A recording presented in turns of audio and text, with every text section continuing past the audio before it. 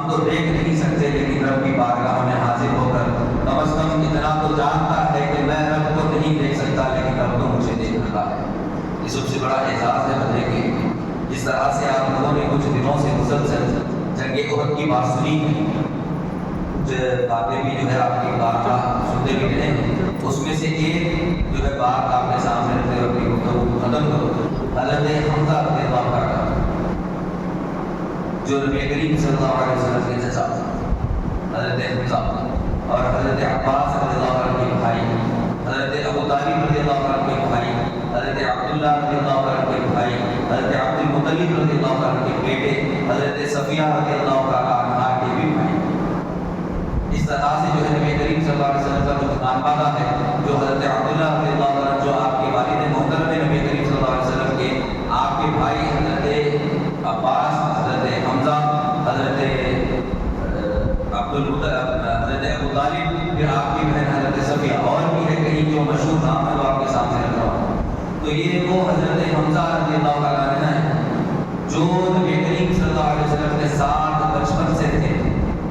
کسی نے لکھا روایتوں میں کہ 2 سال بڑے تھے یا 4 سال بڑے تھے، کسی نے اس سے بھی کم لکھا۔ پھر لکھنے والوں نے کتابوں میں یہ بھی لکھا ہے کہ آپ دودھ رضائی بھائی بھی تھے۔ پھر آگے چل کر دیکھتے ہیں تو جیسے جیسے عمر بڑھتی ہے تو نبی کریم صلی اللہ علیہ وسلم کے ساتھ ہم سفر بھی رہے، دوست بھی رہے، اور وقت ایسا چلا کہ کبھی بھی بازار میں نیا پھل آتا، محبت اتنی تھی چچا کو کے ساتھ میں لے کے جا کر وہ اپنے بھتیجے کو بھی کھلاتے، اتنی محبت کہ بازار میں اگر کوئی چیز نہیں نظر آ جاتی کھانے والی تو خود نہ کھاتے بلکہ خود اپنے بھتیجے کو لے کے جا کر پہلے کھلاتے۔ یہ وہ چچا ہے جو ہر وقت ساتھ میں رہے، اور یہ وہ چچا ہے جس کے اوپر نبی کریم صلی اللہ علیہ وسلم نے کہا شہادت کے بعد، کیا آج میرے چچا پر رونے والا کوئی شخص باقی نہ رہا۔ یہ وہ موقع تھا کہ جہاں پر رونے کے لیے خاص کر بلایا گیا، رونے کی اجازت دی گئی، پھر اس کے بعد رونا بند ہو گیا، موقع جنازے پہ رونا بند ہو گیا، یہ وہ حکم تھا۔ اور یہ وہ چچا ہے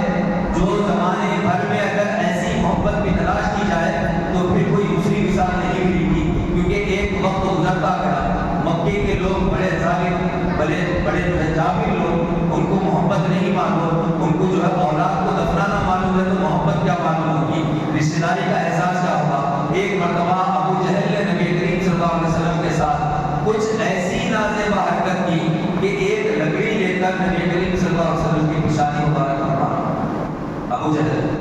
اس وقت کا بڑا جو ہے ظالم تھا، اس وقت کا بڑا قریش مکہ بھی تھا، پھر سرداروں میں نام آیا جاتا تھا، تو اس نے نبی کریم صلی اللہ علیہ وسلم کو تکلیف دی، یہاں پر لے جا کے لکڑی سے مارا تو آپ کی پیشانی مبارک سے خون جاری ہوا۔ تو اس وقت ایک باندی نے دیکھ کر جو ہے سیدھا حضرت حمزہ رضی اللہ عنہ کا احترام کی، کیا تم جانتے ہو کہ آج ابو جہل نے تمہارے بھتیجے کے ساتھ کیا کیا؟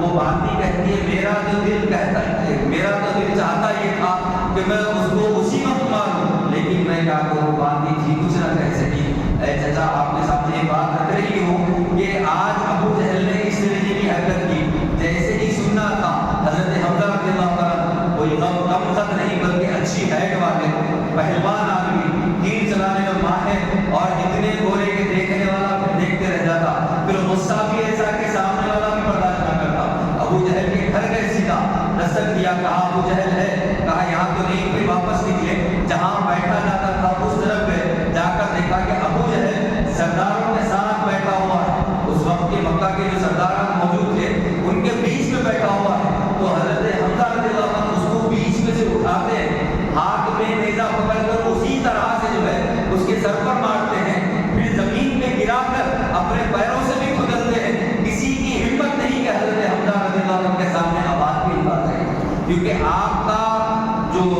خد و خامت ہے، آپ کی جو شباہت ہے، کسی میں اتنی ضرورت نہیں تھی کہ وہ سامنے میں آ کے بول سکے۔ ایک وقت کے پہلوان آدمی بھی ہے، وہ کوئی عام شخصیت کا نام نہیں، تلوار بازی، تیر بازی، پہلوانی میں ہر وہ چیز کا اعلیٰ فن رکھنے والے حضرت حمزہ رضی اللہ عنہ، جیسے ہی یہ پورا معاملہ طے کیا، پھر لکڑی لے کر ابو جہل کو بھی مارا، پھر پیروں سے بھی مارا، پھر جو ہے حضرت خدیجہ رضی اللہ عنہ کے مکان پر گئے، جیسے ہی دستک دی،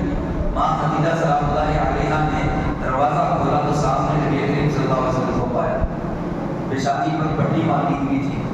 چچا تھے، اور کہنے والوں نے کیا خوب کہا ہے، اپنا اپنا انداز ہوتا ہے کہنے کا. کہنے والوں نے اس طریقے سے کہا ہے کہ اے بھتیجے پریشان نہ ہو، تمہارے والد دنیا کو چھوڑ کر گئے تو میں تمہارے ساتھ ہوں، میں تمہارے ساتھ ہوں. اور ابو جہل کو بھی اسی طرح سے کہا تھا، والد اگر ان کے چھوڑ کر گئے ہیں تو کیا وہ تنہا سمجھتے ہو؟ کیا تم مجھے تنہا سمجھتے ہو؟ ابھی اس کا چچا زندہ ہے، ابھی اس کی ڈھال بن کر اس کا چچا زندہ ہے. تو ابو جہل تیرے جیسے ہزار کے آ جائے تو اس کے سامنے اس کا چچا ٹھہرا ہوا ہے. ایک چچا اگر سامنے ٹھہر جائے تو زمانے کے ہزار ابو جہل بھی آ جائے تو تنہا کرنے کی ہمت رکھتا ہے. یہ وہ شخصیت کا نام ہے. جیسے ہی پٹی کو باندھتا ہوا دیکھا، خون میں دیکھا تو حضرت حمزہ رضی اللہ عنہ دوڑتے ہوئے چلے گئے، بالکل قریب گئے تو نبی کریم صلی اللہ علیہ وسلم حضرت حمزہ رضی اللہ عنہ کے سینے سے لگے. کیا موقع ہوگا، کیا مبارک موقع ہوگا جو نبی رحمت للعالمین خود جو ہے چچا کے گلے لگے. آج ہم چچا کے گلے لگنے نہیں بلاتے ہیں. نبی نے یہ بتایا ہے کہ چچا کے سینے سے گر جایا کرو وقت پڑھنے پر. سینے سے لگتے ہیں تو پھر حضرت حمزہ کہتے ہیں کہ اے بھتیجے غم نہ کر، میں نے ابو جہل سے تمہارا بدلہ لے لیا. تمہیں جس طرح سے ابو جہل نے تکلیف دی ہے میں اس سے زیادہ تکلیف لے کر آیا ہوں. کیا تم اب اس بات سے خوش ہو؟ تو حضور نے ارشاد فرمایا چچا میں تمہاری اس بات سے خوش نہیں ہوں، تم نے بدلہ لیا میں تمہاری اس بات سے خوش نہیں ہوں. تو حضرت حمزہ پوچھ رہا تھا اس بات سے آپ خوش ہوئے؟ کہا اس وحدہ لا شریک لہ کی گواہی دے تو میں تم سے راضی ہو جاؤں گا، میں تم سے خوش ہو جاؤں گا، ہر کام میں تمہارے ساتھ رہوں گا. حضرت حمزہ کہتے ہیں اے چچا، اے نبی، اے رسول اللہ صلی اللہ علیہ وسلم، مجھے تو پیچھے کا آگے کا کچھ نہیں معلوم. اگر تم کہتے ہو تمہاری رضا اس میں ہے تو سن لو، میں تمہاری محبت میں تمہاری خاطر کرنا ہوں.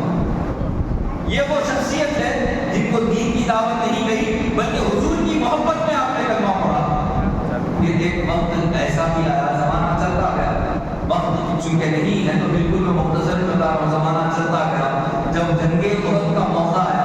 حضرت حمزہ رضی اللہ عنہ، حضرت حمزہ یہ وہ شخصیت کا نام ہے. میدان جنگ میں پھر اس جیسی مثال نصیب ہوئی نہیں. میدان جنگ میں اس جیسے لڑنے والے کوئی اور نہیں. میدان جنگ میں ان کے جیسی جو حرکت کی گئی کسی اور کے ساتھ نہیں کی گئی. ہندا جو ابو سفیان کی بیوی تھی، وقت تھا اس وقت کا کہ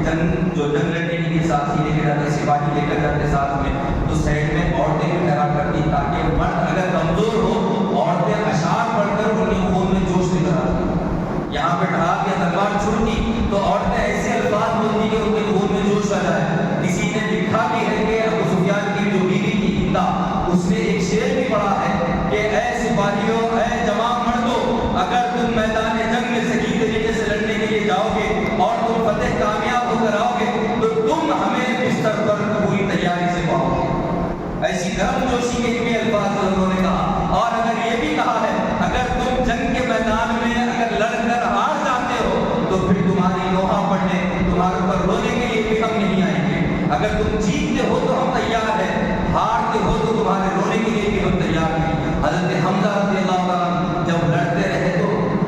میں اس میں سے کچھ اور بات آپ کے سامنے رکھ رہا ہوں کہ جب دل منور ہو جاتا ہے، دل کی کیفیت بدل جاتی ہے، دل کا عالم نکل جاتا ہے، دل میں نور آ جاتا ہے، زبان پر محبت کے جو ہے الفاظ نکلتے ہیں اور آنکھوں میں درد بھرے نہیں بلکہ عشق والے آنسو آتے ہیں، تو جب کسی کی ہمت نہیں ہوتی کہ سامنے سے وار کر سکے. پوری تاریخ پڑھ کر دیکھیے آپ، جو جانثاران نبی ہے، سامنے سے جنگ کے میدان میں وار کرنا الگ ہے لیکن پیچھے سے خود کی بات کرنا یہ ہمیشہ دشمن کا شیوا رہا ہے. سامنے سے آنکھ ملا کر بات نہیں کی جا سکتی کیونکہ جانثاران محمد کو دنیا جانتی ہے کہ اگر ہم ان کو میدان جنگ میں سامنے دیکھیں گے تو ہماری ہمت نہیں کہ ہمیں آمنا سامنا بھی کچھ کر سکے، کیونکہ عشق کا نور لے کر یہ میدان میں نکلتے ہیں. عشق کی طاقت ان کے پاس ہے. نبی کریم صلی اللہ علیہ وسلم کی غلامی ان کے گردن میں پڑی ہوئی ہے، پٹا انہوں نے ڈال کر لکھا ہے. ان کو موت کا خوف نہیں، ان کو زندگی کا خوف نہیں. مال جاتا ہے تو جائے، گھر والے لٹتے ہیں تو لٹ جائے، اولاد لٹتی ہے تو لٹ جائے، گھر چھوٹا ہے تو چھوٹ جائے، دنیا کو خیر آباد کرنا ہے تو کر جائے، بس نبی کے نام پر یہ لوگ مرنے نکلے ہیں اور سامنے والوں کو جب تک نہ مارے یہ اپنی سانس ختم نہیں کریں گے. یہ ان کی زندگی کا اصل مقصد ہے. تو جب حضرت حمزہ رضی اللہ عنہ میدان جنگ میں لڑ رہے ہیں، وحشی بن حرب یہ تاریخ کا یہ ایک ایسا نام ہے بڑی تکلیف دیتا ہے. اور ہندا ایسی شخصیت کا نام ہے جو ہمارا کلیجہ سننے کے بعد پڑھتا ہے تو اس وقت کا عالم کیا ہوگا. کسی نے کیا خوب کہا ہے کہ میدان جنگ میں جب نکلتے تھے تو تلوار بازی کے سامنے بھی نہیں آیا جاتا تھا. حضرت حمزہ رضی اللہ لڑتے ہوئے وحشی بن حرب نے پیچھے سے بھالا مارا یا کسی نے لکھا اندر مارا, کسی نے لکھا کہ نیزہ مارا. جو پیچھے سے وار کیا گیا خوب زہر آلود تو اسی وقت آپ شہادت پا گئے. اب اس کے بعد جو بات ہے, اس کے بعد کا جو وقت ہے, اللہ اکبر. میں کہتا ہوں کہ اس وقت جو ہے فرشتوں نے کہا تھا کہ اے اللہ تو ایسے انسان کو پیدا کر رہا ہے جو زمین پر جا کر فساد کر رہا ہے, لیکن اللہ کہتا ہے کہ فرشتوں تمہیں کیا معلوم کہ جب زمین پہ میرا بندہ جائے گا تو اس کے ساتھ کیا سلوک ہوگا, اس کے ساتھ کیا کیا کیا جائے گا, پھر بھی لیکن وہ میرا نام لینا نہیں چھوڑے گا. جب حضرت حمزہ رضی اللہ عنہ شہادت پا گئے تو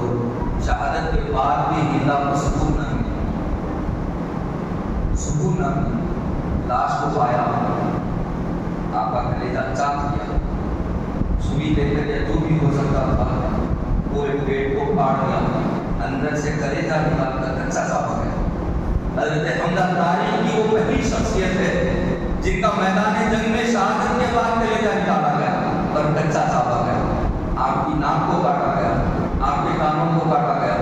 یہ وہ شخصیت ہے جن سے نبی کریم صلی اللہ علیہ وسلم سب سے زیادہ محبت کرتے ہیں. اے فنا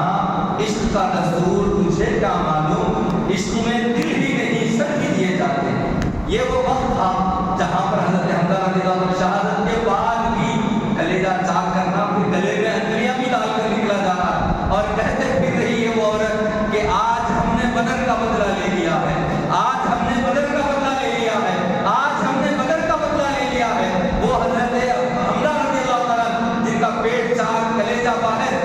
ناک کو کاٹ دیا جا رہا, کان کو کاٹ دیا جا رہا, پکار کر کہا جا رہا ہے اے لوگوں دیکھو آج ہم نے بدر کا بدلہ لے لیا ہے. حضرت نبی کریم صلی اللہ علیہ وسلم اسی وقت خاموش ہو جاتے ہیں. اور آپ کی بہن حضرت صفیہ رضی اللہ عنہا میدان جنگ میں جنگ ختم ہونے کے بعد جب ضعیف جانے لگتی ہے تو حضور ارشاد فرماتے ہیں, حضرت زبیر رضی اللہ عنہ غالباً آپ کے بیٹے تھے, ارشاد فرماتے ہیں اے زبیر اپنی والدہ کو نہ جانے دینا, آگے اپنی والدہ کو لے جانے دینا, کہیں بھائی کو دیکھ کر دل برداشت نہ ہو جائے, کہیں ان کی حالت دیکھ کر دل جو ہے ان کا برداشت نہ کر پائے. تو جیسے جیسے جانے لگتی ہے ان کی بیٹی آ کر کہتے ہیں یا رسول اللہ صلی اللہ علیہ وسلم کا حکم ہے کہ آپ آگے نہ جائیں, حکم ہے کہ آپ آگے نہ جائیں. حضرت صفیہ کہتی ہے کہ میں جانتی ہوں مجھے رسول اللہ کیوں روک رہے ہیں, میں جانتی ہوں اس بات کو میرا بھائی شہید ہوا ہے, میں جانتی ہوں اس بات کو کہ اس کے ساتھ کیا ہوا ہے, مجھے جانے دے. جیسے ہی اقرار کرنا تھا بار بار تکرار ہوئی, حضور کہتے ہیں جانے کی اجازت دی جائے. حضرت صفیہ رضی اللہ عنہ نبی کریم صلی اللہ علیہ وسلم کی بیوی حضرت حمزہ رضی اللہ عنہ کی بہن جب زمین کاٹ کر دیکھتی ہے, اب بتاؤ زمانے میں کسی کا دل ایسا بھی ہے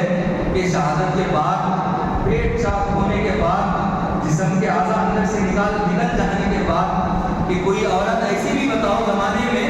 کہ وہ دیکھ کر وہاں پر آنکھ سے آنسو نہ نکالے برداشت کر کر کرے, اور اس کے الفاظ یہ ہو کہ ایک بھائی تو کیا ایسے کئی بھائی میرے رسول پر قربان, میرا گھرانہ رسول پر قربان, ہر چیز میرے محبوب پر قربان. کوئی یہ ایسا بھی تو بتائے, ایسی محبت بھی تو دیکھے تاریخ میں. حضرت حمزہ رضی اللہ عنہ جیسے ہی دیکھنا تھا دل جو ہے برداشت نہیں ہوا, سب چیز جمع کی گئی. حضرت حمزہ تاریخ کی وہ شخصیت ہے جس کا 70 مرتبہ جنازہ پڑھا گیا, کسی اور کا نہیں پڑھا گیا. 70 مرتبہ جس کا جنازہ پڑھا گیا, ایک مرتبہ نبی کریم صلی اللہ علیہ وسلم خود ٹھہر کر نماز جنازہ پڑھے. پھر جنگ احد میں جتنے صحابہ شہید ہوئے پوروں کا جنازہ آتا, پھر ساتھ میں رکھتے پھر نماز جنازہ ہوتا, ساتھ میں رکھتے پھر نماز جنازہ ہوتا. حتیٰ کہ نبی کریم صلی اللہ علیہ وسلم پوری زندگی میں حضرت حمزہ رضی اللہ عنہ کی لحد مبارک پر جایا کرتے, خود بنفس نفیس حاضر ہوتے, اور لکھنے والوں کی کتابوں میں یہاں تک لکھا ہے کہ ہر چہارشنبے کے دن حضرت حمزہ رضی اللہ عنہ کے پاس خود جا کرتے لے کر آتے حضرت حمزہ رضی اللہ عنہ، اور یہ وہ شخصیت ہے تعلیم کی۔ آج ہمارے پاس ہر چیز میسر ہے، دین کی ہم باتیں بھی کر رہے ہیں سکون سے بیٹھ کر، تو یہ جو ہے ان صحابہ کی قربانیاں ہیں اور نبی کے گھر والوں کی قربانیاں ہیں جن کی سکون سے ہم بیٹھ کر بات کر رہے ہیں۔ وہ شخصیتیں وہ تھی جن کو راحت میں لانے کے بعد کبھی چہرہ اڑایا جاتا تو پیر خالی ہو جاتا، کبھی پیر ڈھکے جاتے تو چہرہ ہٹ جاتا، یعنی کفن کے لیے بھی اتنا کپڑا نہیں تھا کہ ایک وقت میں چہرہ بھی ڈھانپا جائے اور پیر بھی ڈھانپا جائے، ایک وقت میں وہ بھی کپڑا موجود نہیں تھا، تو منہ پہ کپڑا ڈالنے کے بعد پیروں پہ کھان ڈال کر جس کو دفنایا گیا وہ حضرت حمزہ رضی اللہ عنہ۔ اور بھی کئی صحابہ ہیں، حضرت حمزہ رضی اللہ عنہ کی کو جو ہے کہ لقب بھی کس طرح سے اتارا ہے۔ یہ وہ تاریخ کی شخصیتیں ہیں جنہوں نے نبی سے محبت کی، نبی کے ساتھ زندگی کو گزارا، نبی کے ساتھ رہ کر اپنی زندگی قربان کر دی، اور انہوں نے اس بات کا اعلان بھی کیا، اے آنے والے حشر تک کے لوگوں، دیکھو جس وقت تک نبی کا دامن تمہارے ہاتھ میں ہوگا تو تمہاری زندگی کامیاب ہوگی، جب تک کہ حشر قائم نہ ہو اس وقت تک کہ تمہاری بات کی جائے گی، جس وقت تم نبی کا دامن چھوڑ دو گے تو جس طرح سے جنگ احد کا قافلہ نکلا تھا، 1000 کا لشکر نکلنے لڑنے کے لیے، تھوڑی دور آگے جانے کے بعد 300 کو اللہ تعالیٰ نے الگ کر دیا، 700 کو ایک طرف رکھا، 300 کو الگ کر دیا۔ یہ وہ لوگ تھے، اللہ چاہتا تھا کہ 300 کا تذکرہ کبھی زندگی میں ہو ہی نہیں، ان کا نام پورے زمانے میں معلوم ہی نہ ہو، 700 وہ تھے جو رہتی دنیا تک جب تک کہ حشر قائم نہ ہو ان کا تذکرہ بھی ہو، ان کی یاد بھی ہو، ان کی یاد میں رونا بھی ہو، ان کی باتیں بولنا بھی ہو، ان کی جنگ کا تذکرہ بھی یاد ہو، ان کی بہادری اور شجاعت کا بھی تذکرہ ہو، حتیٰ کہ ہر وقت ہر سال جس دن بھی ان کی تاریخ آئے کچھ نہ کچھ ان کے نام سے بھی کھلایا جائے۔ وہ منافقین کا تو ذکر کس بات کا، محبوبین کا ذکر ہوتا ہے، عاشقوں کی بات ہوتی ہے، جانثاروں کی بات ہوتی ہے، منافق تو منافق ہے اس کو تو الگ کر کر بات کیا جاتا ہے۔ یہ وہ لوگ ہیں قبر میں جانے کے بعد بھی حشر تک زندہ رہیں گے، حشر تک زندہ رہنے والے لوگ ہیں۔ تو پتہ یہ چلا کہ جب تک کہ نبی سے ہم جڑ کر رہے، جب تک کی محبت ہمارے دل میں ہے، جب ہم نے کلمہ پڑھا ہے، گواہی دی ہے، تو ہمارا دل منور، نبی کی سنتوں پر عمل کریں گے تو ہمارا دل منور، نبی کی جو سیرت کو پڑھتے رہیں گے ہماری روح مضبوط، نبی کی سنتوں کو، نبی کی سیرت کو، نبی کی زندگی کو پڑھتے ہوئے ہم ہماری زندگیوں کو تبدیل کرتے رہیں گے تو پھر ہم کامیاب، ہماری زندگی کامیاب، ہماری بندگی کامیاب۔ مولانا رومی اسی کو لے کر لکھتے ہیں، زندگی آمد برائے بندگی، اللہ تعالیٰ نے زندگی دی ہے اسی لیے کہ تم بندگی کر سکو، زندگی پہ بندگی شرمندگی، اگر زندگی کو بندگی سے نکال دیا جائے تو پھر شرمندگی کے علاوہ کوئی چیز باقی نہیں رہے۔ اللہ تعالیٰ سے دعا ہے کہ اس میں زیادہ عمل کرنے کی توفیق عطا فرما۔ والحمد للہ رب العالمین وما علینا